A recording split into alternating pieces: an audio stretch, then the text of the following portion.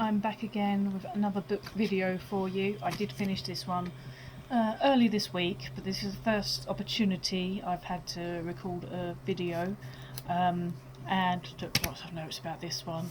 It's a bit of a hefty tome, as you can see, and another non-fiction one which had other reserves, so I kind of had to tackle it next. It's an old one. It's The Second Sex by Simone de Beauvoir. So it's a very old classic feminist text, basically. This is the full version because it was basically originally written in French in different essay forms, but this is, all the essays put together in one great fat translated book. It's been literally translated as it's been written, so not only is it really massive and rather daunting to look at, but also the text is very small and also the way, because it's been translated exactly how she wrote it, it's also really hard to read because of the way that she writes, because she wrote in very, very long paragraphs, which makes it quite hard to read. And to be quite honest with you, to begin with, I was like, I don't know if I'm going to be able to finish this book. I don't even know if I'm going to be able to read it. To be fair, there was definitely some parts that I had to kind of skim through because it was just that hard to read, but I carried on reading because there was some bits in there that were really good amongst it, and bits I did, get into as well. But yeah, it was certainly a challenging a really challenging read, but it is a classic feminists book from 1949, and I did feel like, as a feminist, that it's one of those books that I had to give a go, basically. So I don't know what I'd kind of give it an average score because it was so hard to read, and other reasons as well. Once again, I've took loads of notes about this book, and obviously you can see why it's such a big book. Now, a quote that de Beauvoir is very famous for, often quoted, is one is not born but rather becomes a woman. Now, a lot of people take this as kind of a trans friendly quote, which, yeah, you could definitely read it that way, but having read this book, I don't think that's, which is actually where it comes from, I don't think that's what she was really referring to there.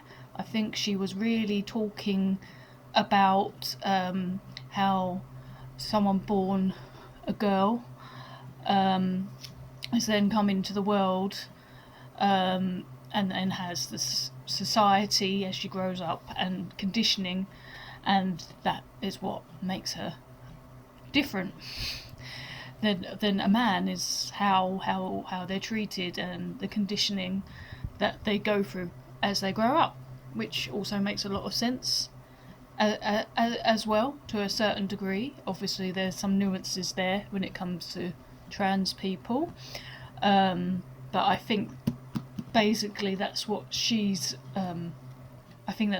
implying when she says that. So whether that's actually really a trans friendly remark, I'm not really sure. So basically it's split into different parts. So like the first kind of essay is about women in history, and then we've got women in mythology, women through childhood, kind of like situations like being married, having children, prostitutes, being in love, and kind of how it's different for women and how they're considered the second sex. So what else did I say? So she's basically, through these essays, trying to show the evidence of why women are considered the second sex, through various different ways. Yeah, it's. I have to say that although there was some bits I kind of agreed with to a certain degree and stuff, this book is definitely not. It's old fashioned. I mean, it was wrote in 1949, so it's a product of its time, but it's you know, it's extremely man hating. If you carry, you know, at first it didn't feel too bad with that, but as I kind of went on, it just felt very a bit overboard on the man hate, which, you know, feminism isn't about man hate at all. It's about equality.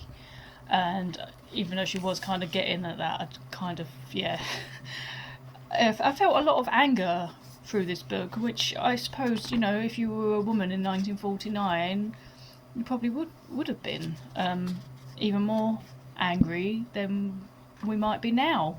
So, you know, I can kind of see that it is a product of its time.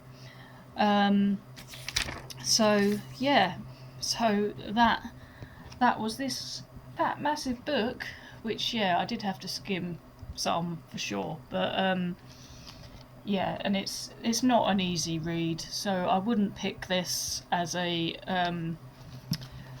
if you're a beginner to like feminist books, then this would not be the place to start. This is yeah, I've been reading feminist books for years and years and years, so, you know, I kind of felt, you know, I could give this a try, but I certainly would not have started with this one, because, like I say, not only is it really massive, but it's just hard to read in general because of the way it's been written. I have seen that there is a version that is just the extracts, so that might be an easier way to read it.